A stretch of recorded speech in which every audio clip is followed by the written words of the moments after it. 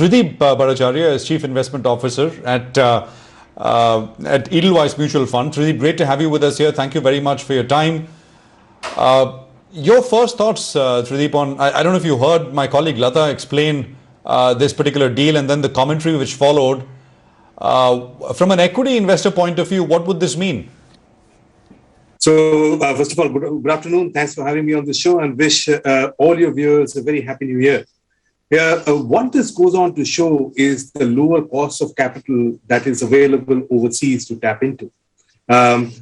Entrepreneurs who are looking to sort of, put capex in or whatever they want to do, as Lata was talking about, whether it is on the mobile side or on the retail side, is available, money is available, the capital is available, and the cost of capital is still low, which is one of the central points why I believe that over the next 2 to 3 years in India, we could see a capex cycle come through. Because even though there is a bit of a rhetoric around rate increases, the rates as they are today are meaningfully lower than what they used to be. And that is a good starting point for capex investments to stand to happen.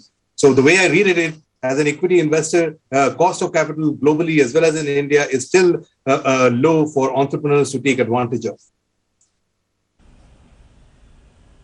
Okay, that's interesting. Trideep, hi, good afternoon and Happy New Year to you. Hope you have a safe and healthy one this year.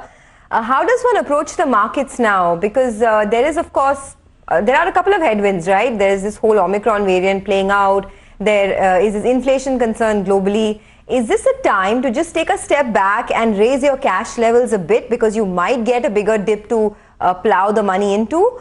Or do you continue to accumulate on every dip? So I think, thanks for having me on the show, and Happy New Year to you too. I would say that just to set the context right, I think 2022, in my opinion, would be the first year of policy normalization post-pandemic. And hence, in my opinion, would be a tale of two halves, if you may call it that way. In the first half, I would expect markets to digest the pace of policy normalization. We heard something yesterday, similarly, the Omicron issue, and hence would expect it to be volatile. In the second half, though, I would expect the capex cycle, the signs of that in the form of earnings upgrade to actually start to happen. And the starting second half of this year, it will hopefully follow on to the next couple of years as well. So if I set that sort of a canvas in front of you, I would say the volatility that we would see probably in the first half of 2022 is a good time to accumulate shares rather than raising the cash levels. And of course, one can set some sort of timelines with regards to how they would deploy the cash.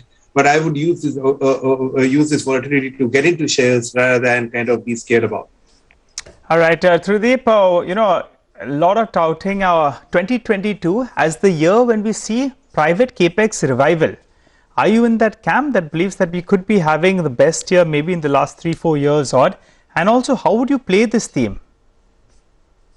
So, actually, this interview, the precursor to that in the form of what happened with Reliance is a good starting point of this interview. I think this goes on to show that the cost of capital is low. And when we analyze the capex intentions of the Indian corporate sector, if I combine that with the decade-low interest rates, as we have seen what happened with Reliance, I would strongly surmise that there would be a strong capex cycle over the next 2 to 3 years, something that we haven't seen since demonetization time. I mean, today, the private sector capex expectation is actually 3 times that of public sector enterprises, which has never been in the last decade. So this is a meaningful difference from what we are used to. Second, also, the capacity utilization today makes me feel that the private sector capex might actually start to happen in the next 12 to 18 months. And if that were to be the case, then obviously the economic-facing sectors would actually tend to do better. Select financials, industrials, indirect plays on real estate could be interesting ways to kind of tip our toe into to play into these themes, to this theme of capex cycle. And just to put in a nutshell, capex cycle is one of the themes that we clearly kind of positive on from a next 2 to 3 year perspective in India.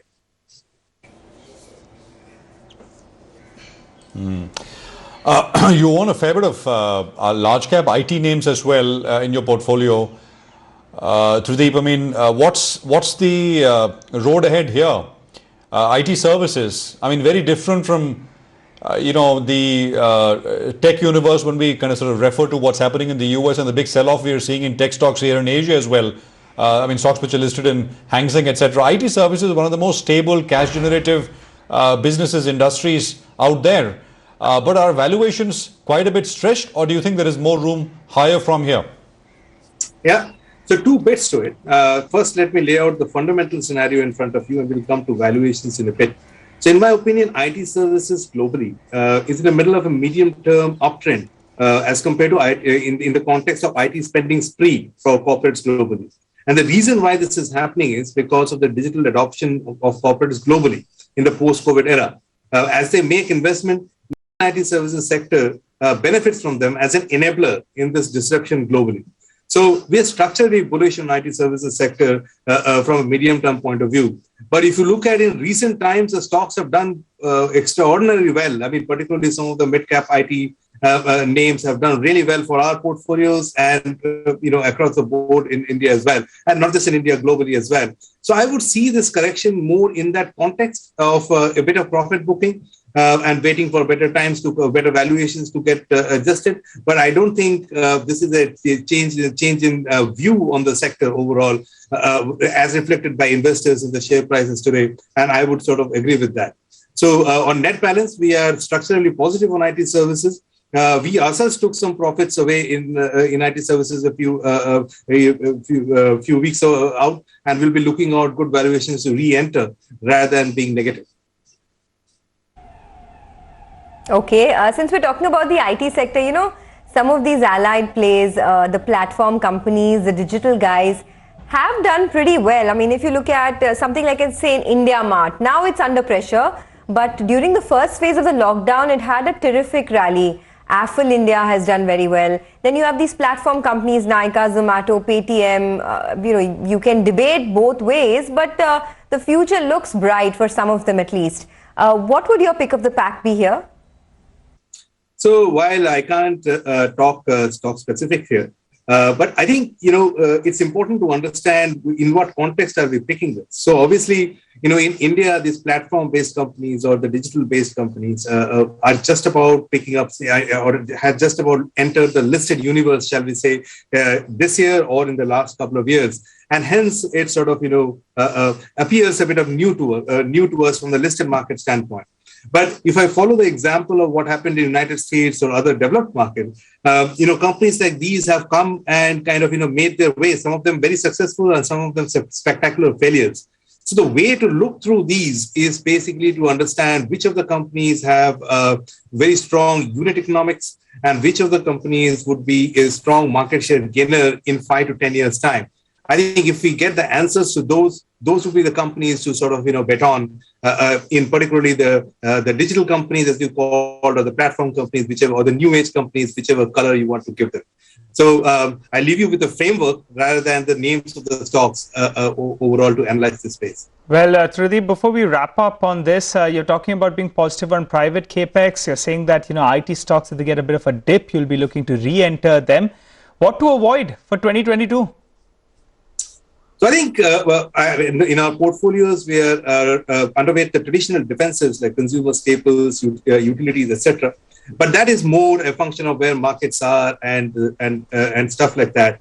I would say that generally we at this stage in the market, which I would call as a mid-stage bull market, we would be staying away from the uber expensive stocks in the market. Because as the market sort of, as the interest rates rise, those kind of stocks could see a bit of pressure. And second, as inflation could be one of the things to contend with in 2022, we would look to avoid companies with low or no pricing power. So those would be a few areas that I would be careful about from an equity market investing standpoint. Okay, all right. Trideep, always a pleasure speaking with you and hope to interact with you lots more on the channel. It was really fun, lots of learning as well. Have a safe one and thanks a lot for joining us on CNBC TV 18. Well, the market, although it has staged a recovery, it's still down about 180 points. So not a very convincing recovery, you'd have to say.